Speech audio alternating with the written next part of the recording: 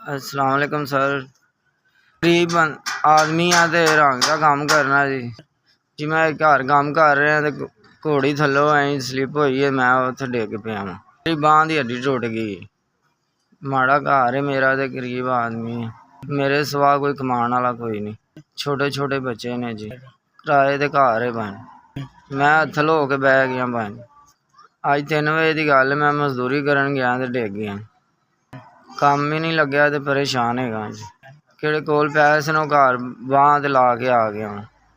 थोड़ी मेहरबानी जे मदद कर दे। मेहरबानी थोड़ी सर, मदद की जाए। सिवा कोई नहीं आसरा हैगा, बच्चे ने छोटे छोटे।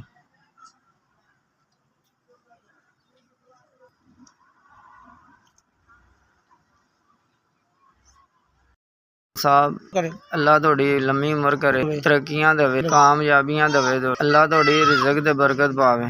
तुसी 5000 गरीब दी मदद की। अल्लाह कदी ना तुहानू दुख तकलीफ पहुंचाए। अल्लाह तुहानू खुश रखे, बीमारियां ते तकलीफां तो बाद लम्मी उम्र करे। साहब बहुत बहुत शुक्रिया तुहाडा, गरीब आदमी दी तुसी मदद की।